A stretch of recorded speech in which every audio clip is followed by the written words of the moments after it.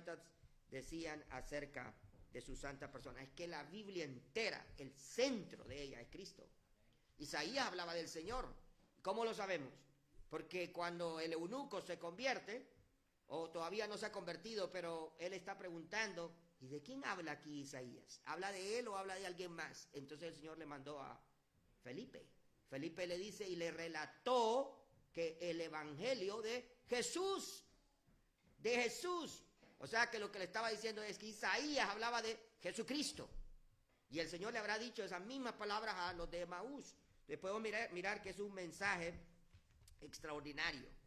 Y nosotros vamos a estar pensando en 3 cosas acerca de este mensaje, ¿verdad? Nuestra proclamación de la Biblia debe ser auténtica, hermanos. Segundo, nuestra proclamación de la Biblia debe de ser específica. Y tercero, nuestra proclamación de la Biblia debe de ser dinámica. 3 cosas importantes en la proclamación de la palabra de Dios. Este mensaje es único, como les digo, tiene como centro la persona del Señor Jesucristo, tiene poder para transformar las vidas y aún para sostener las vidas de aquellos que ya somos creyentes. Porque la palabra de Dios nos exhorta, la palabra de Dios nos levanta, la palabra de Dios nos anima. Y cada vez que nosotros estamos cerca de la palabra de Dios podemos mirar que aunque tengamos problemas, dificultades, todo se resuelve, ¿verdad? Tal vez no desaparece el problema, pero mi alma, mi mente, mi corazón están en paz, porque el Señor lleva mi carga, como dice 1 Pedro 5:7, ¿verdad? Entonces podemos mirar qué importante es este mensaje para incrédulos y para los creyentes. Entonces, nuestra proclamación debe de ser auténtica. Vamos a pensar acerca de esto primero. Pablo dice, toda la escritura es inspirada por Dios, ¿verdad? Cuando Dios habla, hablan las escrituras. Cuando la escritura habla, habla Dios. Es exactamente lo mismo. Lo primero que nosotros podemos notar aquí es que las escrituras son auténticas en su fuente. En su fuente. Auténticas quiere decir verdaderas, ¿verdad? Que no son falsas, son originales. ¿Tienes la copia auténtica? Sí, yo la tengo, ¿verdad? Pues alguien puede decir si le están preguntando de algún documento. ¿Tiene el certificado de matrimonio auténtico? No una copia, no algo similar, no algo parecido. La Biblia, ¿verdad? Las escrituras son auténticas en su fuente. Su fuente. ¿Cuál es la fuente? Dice la Biblia, todas las escrituras son inspiradas, ¿verdad? Por Dios. La Biblia fue dada por el Señor y es una palabra que nosotros tenemos que analizar, examinar, estudiar y predicar, ¿verdad? Y lo debemos de hacer en términos sencillos de la mejor manera. Pero lo primero que podemos ver es que su fuente es Dios mismo. Es inspirada por Dios. ¿Qué es la inspiración? Bueno, la inspiración ha sido definida como la actividad sobrenatural de Dios en la mente humana, por la cual los profetas y los apóstoles y santos hombres de Dios escribieron, no lo que ellos quisieron, lo que Dios les dijo que escribieran, sin eliminar sus personalidades, sin eliminar sus rasgos personales como individuos, ¿verdad? Ellos escribieron, pero escribieron lo que Dios les estaba diciendo por medio del Espíritu Santo. Esas revelaciones son las verdades que Dios quería darnos a cada uno de nosotros. Entonces, inspirar es controlar la mente, el corazón de la persona para que escribieran las verdades que el Señor quería darnos a nosotros. Desde Génesis hasta el Apocalipsis. Desde Moisés, que escribió los primeros libros de la Biblia, hasta Juan, que escribió el último libro de la Biblia. Cada uno de ellos, ninguno de ellos fue escrito por pensamientos humanos o fue diseñado por filosofías de hombres sabios. Fueron dados y fueron entregados por Dios mismo, ¿a través de qué? De el Espíritu Santo. Entonces la Biblia es un libro único porque contiene ¿qué? La palabra de Dios. Bueno, alguien diría, ¿contiene? No, la palabra de Dios no contiene la palabra de Dios, valga la redundancia. La palabra de Dios es la palabra del Dios vivo. Es. Cuando yo digo contiene, entonces doy lugar a que alguna parte no es, como algunos creen hoy en día. Hay teologías liberales hoy en día que estos teólogos creen de que ciertas partes de la Biblia son inspiradas y otras no. Por ejemplo, los teólogos liberales no creen en los milagros y por lo tanto todo milagro en la Biblia no es inspirado, no es parte de la palabra de Dios. No creen en que el Señor Jesucristo nació de una manera virginal, ¿verdad? Cosa que no es así. Eso es algo que no es correcto. La Biblia es la palabra de Dios. Así que nosotros tenemos un mensaje poderoso y eso es de parte de Dios mismo. Pero luego podemos mirar, ¿verdad? Bueno, no puse esto. Lucas 24:27 dice, comenzando desde Moisés y siguiendo por todos los profetas, les declaraba en todas las escrituras lo que de él decían. Ya lo había mencionado anteriormente, ¿verdad? Entonces ahora, no solamente las escrituras son auténticas en su fuente, pero también las escrituras son auténticas en su fuerza, en su fuerza. Otra palabra que podríamos usar sería poder, poder. Ahí en Juan capítulo 6, verso 63. Dice, las palabras que yo os he hablado son espíritu y son vida. Ahora, lo que el Señor estaba diciendo es que estas palabras eran únicas. ¿Por qué? Porque estas palabras venían de parte de Dios, de su espíritu, y podían producir y producen hasta el día de hoy vida. Y vida en abundancia en aquellas personas que las escuchan. Ningún libro sobre la faz de la tierra puede hacer lo que hace la Biblia. Yo siempre digo, a veces lo he predicado cuando predico el Evangelio, un libro de biología puede hacer a una persona biólogo o bióloga.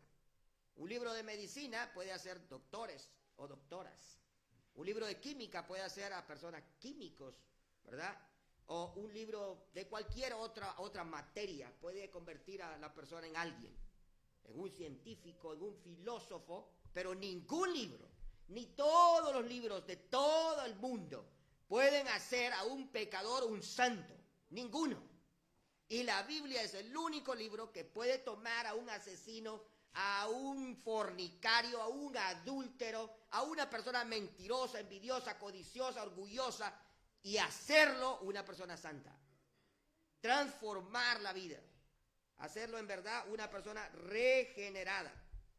Y nosotros lo hemos visto. Hermanos, yo conozco a hermanos en Cristo que antes eran drogadictos. Pero hermanos, drogadictos. Y ahora son hermanos que están en la iglesia, viven libres de esa opresión. Predican la Biblia. Algunos son ancianos, otros son misioneros. ¿Por qué? Porque Dios usó su palabra, ¿verdad? Que es única y auténtica en fuerza, o sea, en poder, para transformar la vida de aquellos que la escuchamos. Y eso es algo extraordinario. El doctor Stephen Olford, cuando estaba pequeño, su padre era un misionero y él fue testigo ocular de cómo la palabra de Dios es auténtica, es única en fuerza o en poder. Él creció en el campo misionero en África y su papá era un hombre ungido, era un hombre que era poderoso cuando predicaba la palabra de Dios.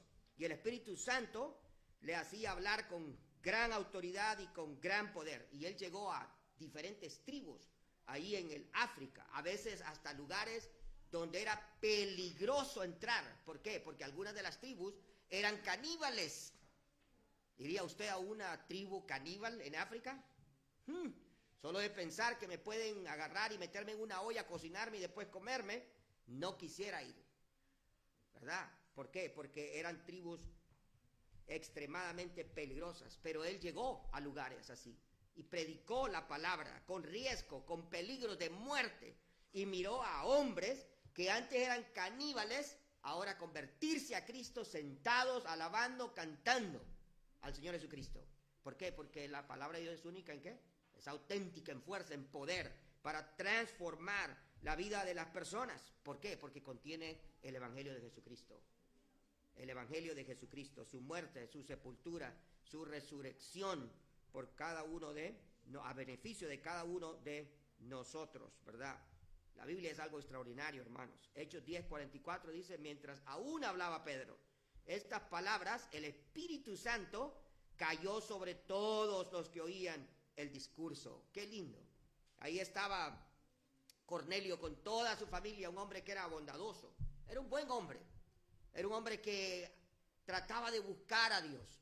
Hacía buenas obras, daba limosnas, ayudaba a su prójimo, visitaba al enfermo. Podemos poner una gran lista, hermanos, de todo lo que hacía Cornelio, pero Cornelio no era salvo por eso. Y Pedro fue porque Dios se recordó de Cornelio. Dice que todas sus obras subieron a la presencia de Dios para memoria. Y Dios mandó a Pedro inmediatamente. Y Pedro fue y dice, le predicó. Y mire lo que dice el versículo 44. Y mientras aún hablaba estas palabras, ¿el qué? El poder del evangelio. Las palabras que transforman la vida. En ese momento todos ellos, Cornelio, su esposa, sus hijos, todos creyeron y el Espíritu bajó y moró en ellos. Qué bendición, hermanos. Saber lo que el Señor hace a través de su palabra. Cuando yo lo escuché tenía 17 años, hermanos. Yo no quería ser creyente. Olvídese, yo decía, eso es para viejos. Tal vez cuando esté viejo voy a ir a la iglesia. Pero no, yo quería disfrutar la vida, bailar, pasear, hacer lo que se me antojara. Gracias a Dios que nunca agarré vicios. Probé la cerveza, probé el alcohol, el cigarrillo, pero nunca me gustó ninguno de los dos, así que nunca, fue una prueba ya, ¿verdad? Y si usted es un joven, ni siquiera los pruebe. Hoy en día es algo peor todavía, porque ya no solo es un cigarrillo, ni una cerveza, ahora es marihuana, cocaína y un montón de drogas. No pruebe nada de eso, no vale la pena. Y peor si uno es un creyente, tampoco, ¿cómo? ¿Verdad? Hacer tal cosa. Entonces, pero ellos se convirtieron, fueron transformados en ese mismo instante. Entonces la Biblia es el único libro que tiene poder para cambiar las vidas de las personas. Puede cambiar matrimonios rotos, ¿verdad? Hay familias a veces que tienen matrimonios a veces incrédulos y hasta creyentes y tienen dificultades y Dios por medio de su palabra hace que matrimonios rotos sean matrimonios sólidos. Que drogadictos se conviertan en hombres sobrios que sirven al Señor, que asesinos se conviertan en predicadores. ¿Qué le parece? Yo me asombré una vez que fui era una cárcel allí en Tela, Honduras. Ese es mi pueblo donde yo nací y crecí. Y fuimos a una cárcel y conocí a un sicario. Mire, y ese sicario estaba arrepentido, había matado a un montón de gente. Yo creo que les conté una vez esta historia a ustedes aquí. Y se ponía a llorar porque él dice, si yo pudiera dar marcha atrás, retroceder el tiempo, no haría nada de lo que hice porque conozco a Jesucristo. Estaba arrepentido, en verdad, hermanos. Es que eso es lo que hace el evangelio. Y ese hombre les predicaba a los que estaban adentro. ¿Qué le parece? Un asesino a sueldo, un predicador ahora. Tal vez muchos no lo crean, porque peor la familia de los que fueron asesinados. Tal vez ellos no crean nada de lo que le pasó. Yo entiendo esa parte, pero Dios lo había hecho, lo había cambiado, lo había transformado, ¿verdad? Personas inmorales ahora son personas que viven una vida santa, porque tienen a Dios en su vida, ¿verdad? Entonces, ahora nuestra proclamación también debe ser específica. Debe ser específica. Primero debe ser auténtica, pero luego específica. Dice el versículo, toda la escritura, es el mismo verso que leímos anteriormente, 2 Timoteo 3:16, toda la escritura es inspirada por Dios y útil para enseñar, para redarguir, para corregir, para instruir en justicia. ¿Okay? Ahora, esto no es nada difícil de comprender. La escritura es bien clara. Usted leyó ese verso y usted sabe lo que quiere decir. Está claro, es comprensible. Entonces, ¿qué significa o qué quiere decir aquí Pablo cuando escribe que la escritura, ¿verdad?, puede hacer todas esas cosas? Es útil para enseñar, para redarguir, para corregir, para instruir en justicia. Entonces, cuando usted y yo predicamos la palabra de Dios, estamos enseñando algo que es correcto, algo que también va a reprender, a exhortar, o también va a corregir a las personas cuando lo escuchamos el mensaje de salvación. Pero miremos entonces qué significa cada una de estas cosas. Entonces, las escrituras son específicas para la revelación, para la revelación.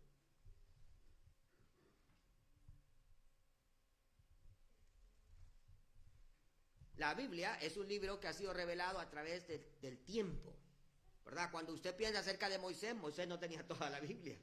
Él más bien fue uno de los primeros que Dios usó ¿para qué?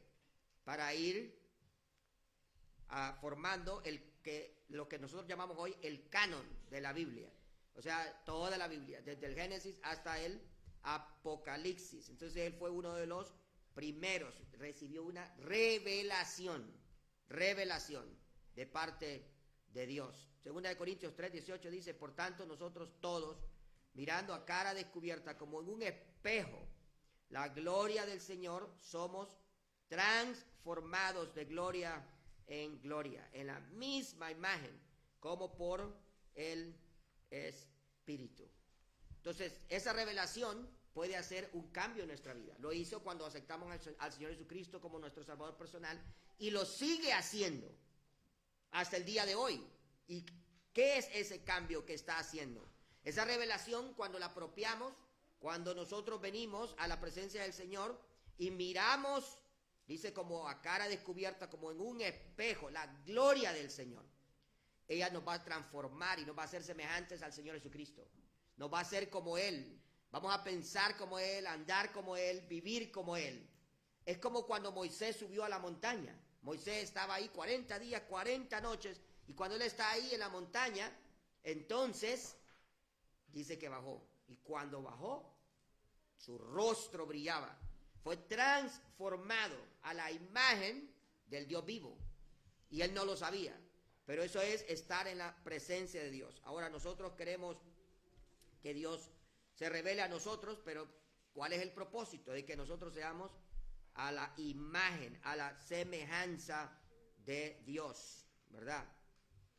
Dios cambia nuestra vida, transforma nuestra vida. La palabra ahí, transformar o cambiar, es metamorfosis. Esa es la palabra que se usa ahí en 2 Corintios 3:18, en griego, metamorfosis. Y tiene que ver con la idea de un gusano, ¿verdad?, que es transformado en mariposa. Eso lo enseñan en las clases de ciencia, aquí en las escuelas.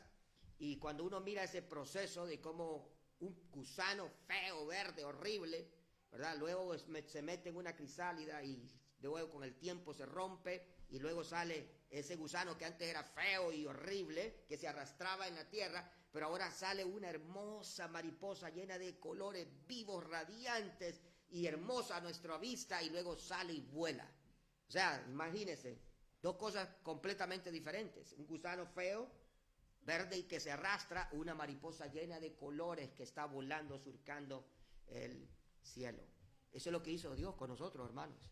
Mire, nosotros antes de conocer a Cristo éramos como ese gusano feo y horrible. En verdad, nos arrastramos en el pecado constantemente, sin preocuparnos, sin sentirnos mal.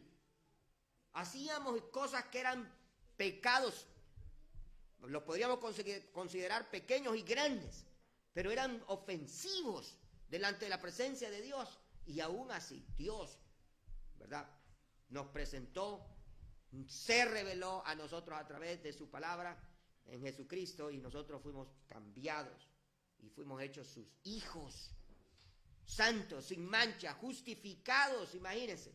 Y ahora podemos vivir una vida agradable a Él, una vida santa, limpia, de tal manera que Él pueda sentirse contento con cada uno de nosotros. Entonces la palabra, primeramente, nos sirve como, nos enseña, se revela a cada uno de nosotros.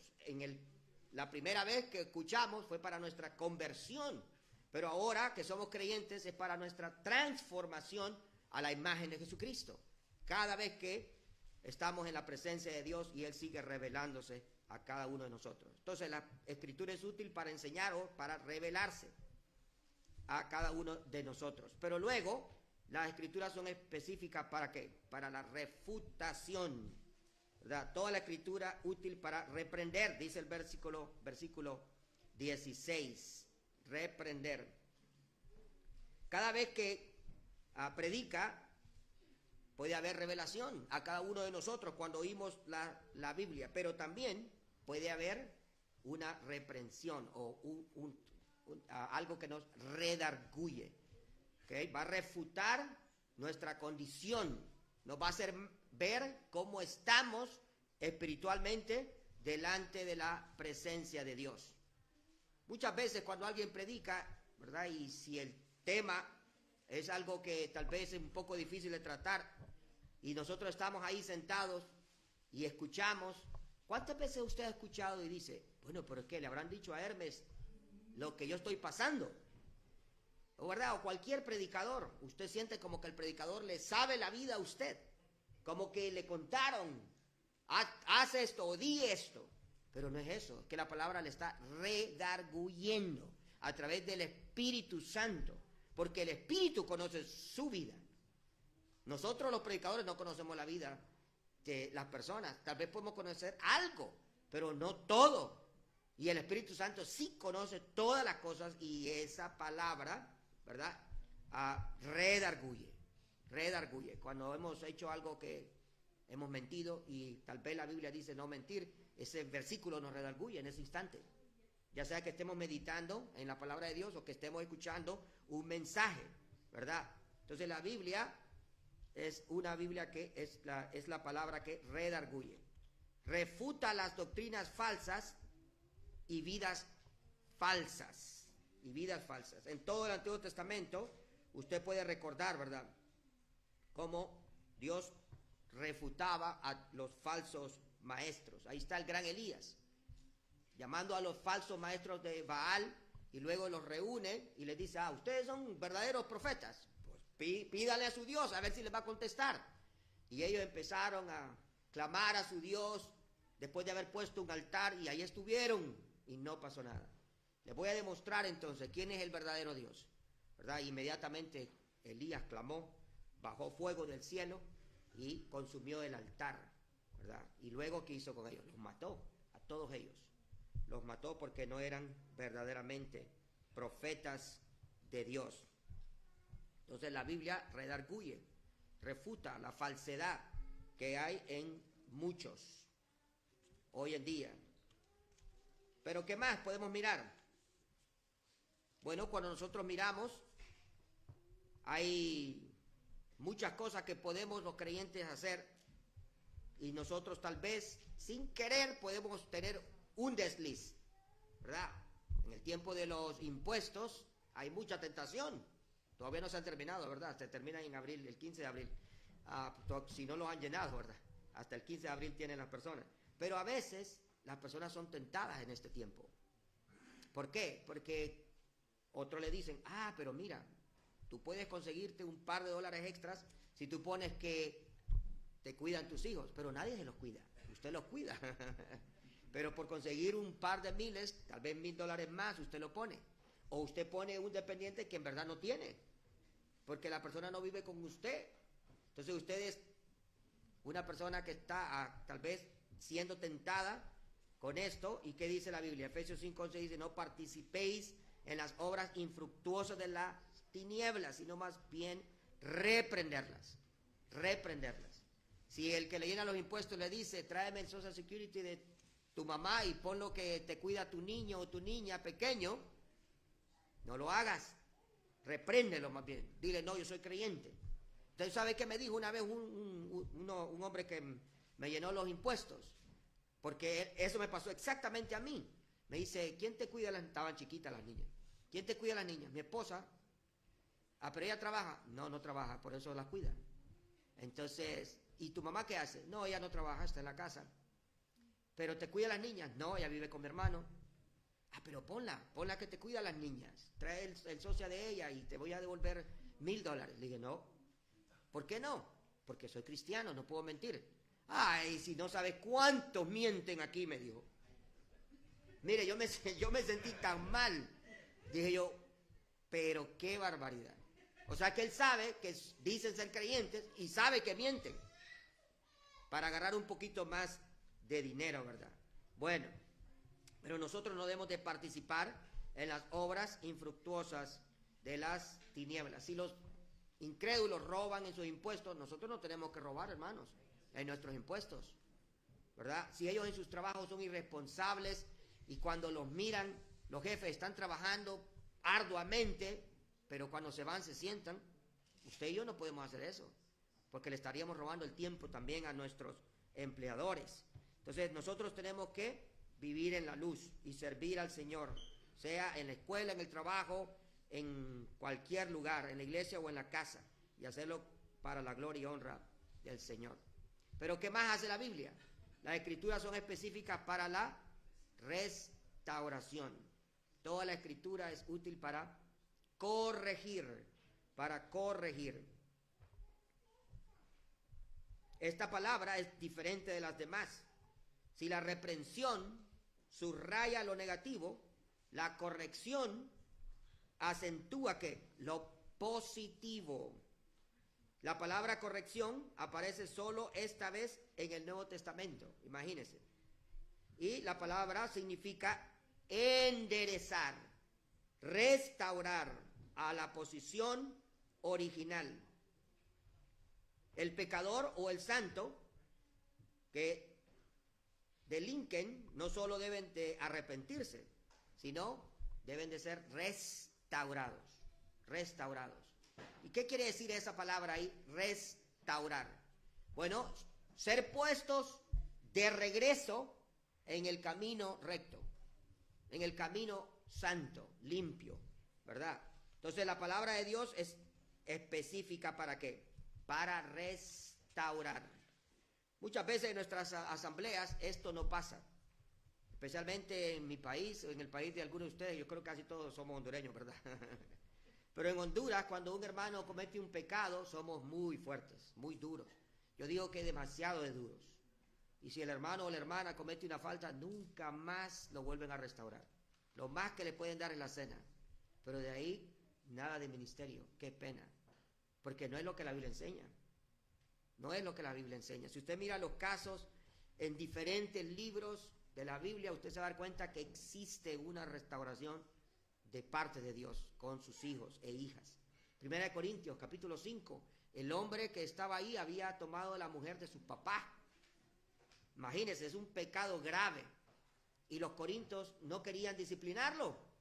Entonces Pablo le escribe, hey, ¿qué pasa? Disciplínenlo. Está mal, está en pecado, no le pueden tolerar eso. ¿Por qué? Porque si lo dejan a él, tienen que dejarle a los demás hacer lo mismo.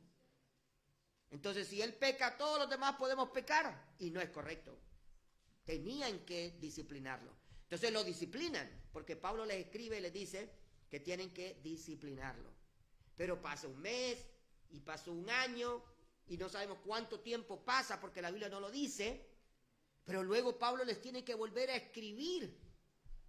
Y les escribe diciéndoles, hey, ya es hora de que le renovéis el amor que le tenéis. Restáurenlo. Restáurenlo, es lo que le estaba diciendo. ¿Por qué? Porque si no lo hacen, va a morir de la tristeza. Hermano, ¿de qué sirve de que yo venga a la iglesia, ¿verdad? Me digan que ya me han perdonado, pero soy un objeto más. No me muestran amor, no me dan participación en nada. Es triste, ¿verdad? Todo caso es diferente. Todo caso debe ser estudiado por los ancianos, para eso están los ancianos, en verdad. Pero todo caso debe de tener siempre el propósito de ¿qué? Restaurar. Gálatas 6 dice, si encontráis a algún hermano, alguna falta, vosotros que sois espirituales, ¿qué? Restaurarle. Eso es lo que dice Gálatas 6:1. Restaurarle. No sea que vosotros mismos seáis tentados también. Mire, qué bueno. El Señor es bueno. Él restauró a Pedro. Pedro lo negó, pero el Señor lo restauró. Y llegó a ser que una columna en la iglesia. Una columna en la iglesia. Entonces necesitamos, la Biblia también es específica ¿para qué? para restaurar. Muy bien. Las escrituras también son específicas para la regulación. Dice ahí, toda la escritura es útil para instruir en justicia. Tito 2, versos 11 y 12. Esta parte de aquí que la Biblia es útil para instruir en justicia es importante. La palabra aquí es instruir. Se refiere literalmente a la disciplina en la rectitud o a la disciplina para vivir de la manera correcta. O sea, la Biblia nos instruye, nos da las verdades para vivir una buena vida, una vida santa. Entonces el hombre de Dios debe de ser disciplinado. ¿Pero en qué forma? ¿Verdad? Cuando nosotros usamos la palabra disciplina, siempre lo relacionamos con castigo. Siempre. Pero usted sabe que todos los días, todos nosotros, somos disciplinados por el Señor. Claro que sí.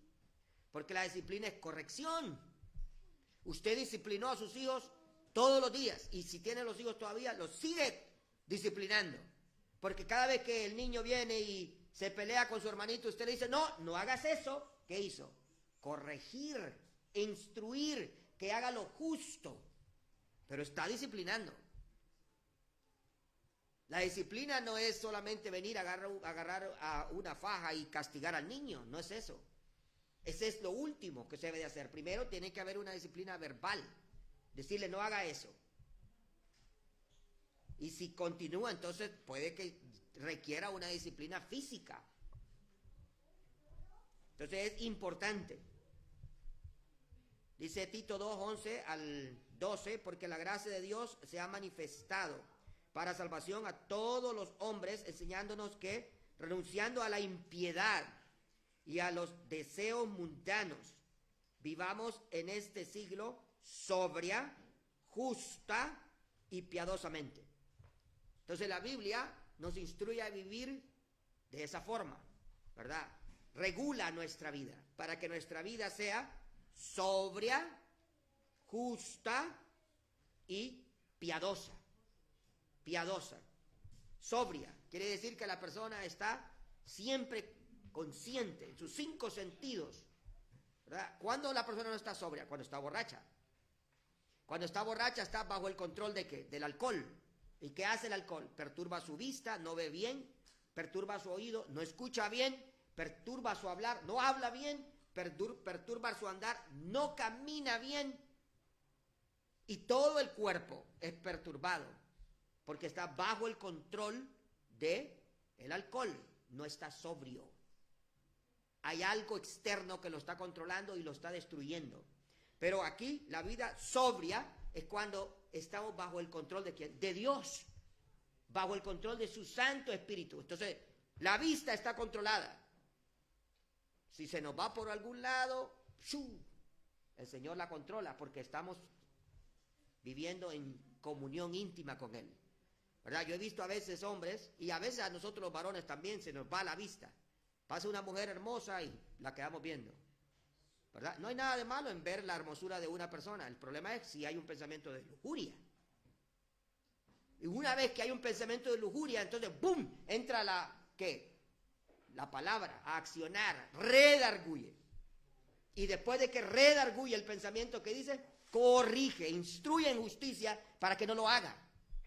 Eso es solo un ejemplo, ¿verdad? Entonces podemos mirar que Dios quiere que vivamos sobriamente, bajo el control del Espíritu Santo, pero también justamente.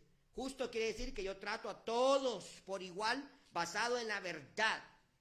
No los trato diferente, porque uno es rico y el otro es pobre, porque uno es una persona que tiene un grado universitario, pero el otro no tiene apenas educación.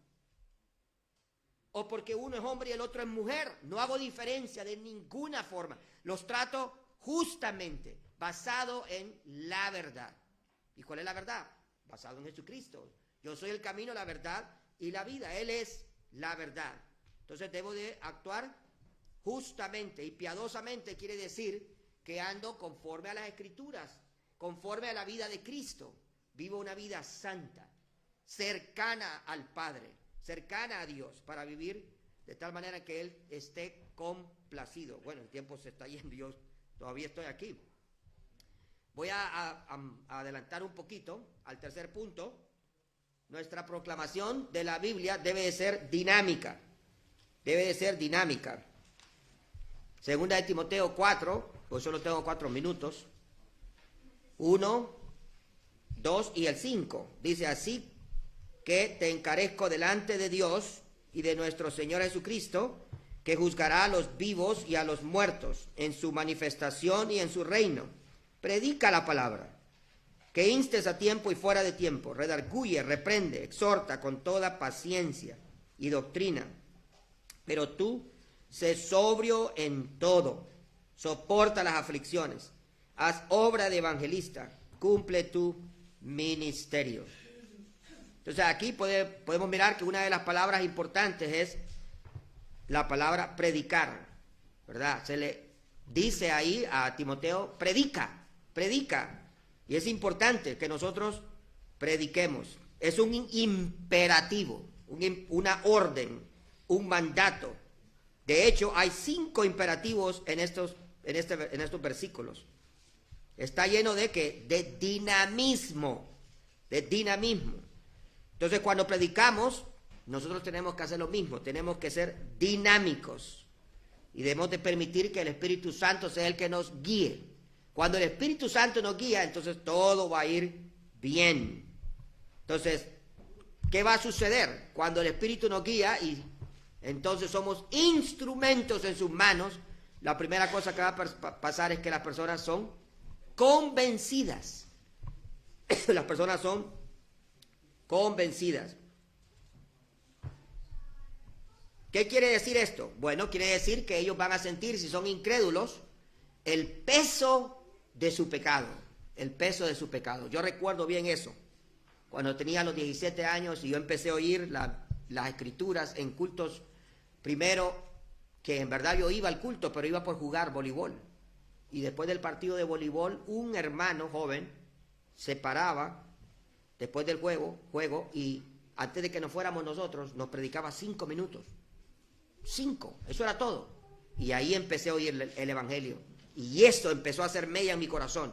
Me convenció que yo estaba en pecado, esa palabra. No era el joven, pero la palabra que decían, diferentes jóvenes se paraban cada vez que íbamos. Después nos quedamos en los cultos de jóvenes. Escuchamos los mensajes más largos todavía, de 20, 30 minutos, lo más. Y entonces esa palabra que me convenció de pecado, de juicio, de justicia. Y sentí la necesidad de que tenía que venir a Cristo. Y me dio pánico, hermanos. Yo lo digo de corazón. Me dio un terror. Y yo caminaba pegado por la acera del centro ahí en Tela, mi ciudad. Porque yo decía, ¿y si me atropella un carro? Me voy al infierno. Yo sabía que iba para el infierno. Yo lo sabía bien. Y yo me pegaba a la acera, a las paredes de los negocios y seguía caminando por ahí. Y entonces llegó el momento que acepté al Señor. Y mire qué paz, qué tranquilidad, sentirse perdonado, justificado. Pero ¿qué hizo la Biblia primero? Me convenció a través del poder del Espíritu Santo. El Espíritu Santo es el que nos convence de pecado, de juicio y de justicia. Es lo que dice Juan, capítulo 16, verso 8. Y cuando Él venga, convencerá al mundo de pecado, de justicia y de juicio, ¿verdad? Esto es exactamente lo que el Espíritu de Dios hizo. Pero ¿qué más hace? Si es dinámica, la palabra va a hacer que las personas son corregidas. Esa es la segunda cosa. Esto significa reprender. Predica la palabra y entonces los hermanos o los incrédulos serán ¿qué? Reprendidos o corregidos de sus acciones. En el caso del incrédulo, para arrepentimiento, y del creyente para conformación a la santidad o a la imagen del Señor Jesucristo. El Señor usó esta palabra una y otra vez en los evangelios. La usó cuando reprendió a las olas y al mar. ¿Usted se recuerda? Cuando él está durmiendo, lo despiertan, dice, y reprendió el mar y reprendió las olas. Bueno, y se fue el tiempo. Corregir, pero se corrige para que la persona vuelva al camino. Tercera cosa, instruir. La palabra dinámica instruye para que regrese al camino. Y por último, convertir. ¿Verdad? El Señor nos ayude entonces a que este mensaje, cuando lo compartimos, sea de este carácter, ¿verdad? Cada uno de ellos es auténtico, específico y dinámico. El Señor nos bendiga con su